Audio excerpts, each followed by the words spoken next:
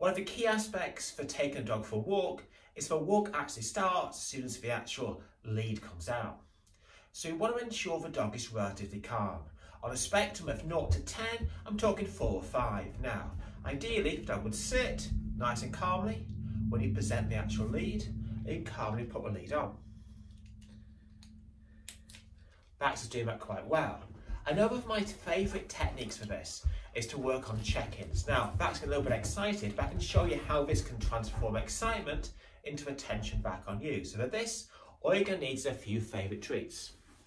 You're simply going to wait for your dog to actually look at you. Now, he already is, so I'm going to distract him a little bit by rolling a treat to one side. So, he looks back at me, I'm going to mark it by saying yes, and drop a little treat just behind my leg.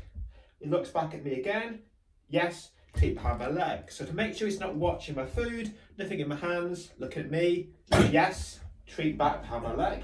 Ate that one a little bit too fast.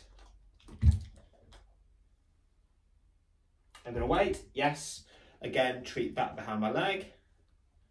In that classic heel position, yes, so I'm marking that focus back on you.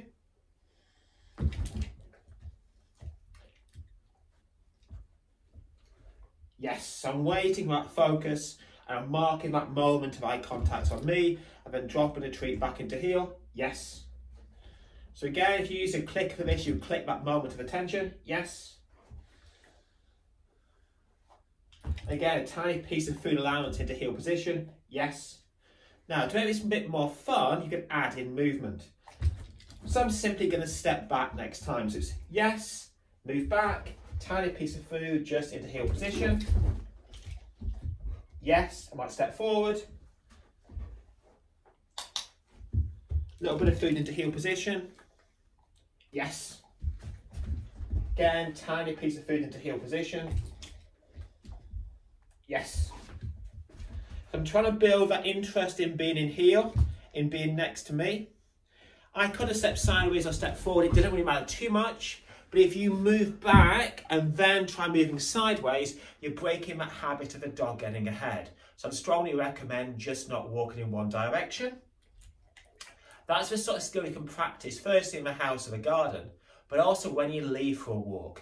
It's a great way to actually make sure the dog's connected to you and actually paying attention to you. Because a walk is a partnership, you're moving together. And I'd only ever move forward if you're connected. So if it did start to pull, I would simply stop, wait for the engagement back onto me, and then drop a small piece of food allowance into that heel position just behind my leg.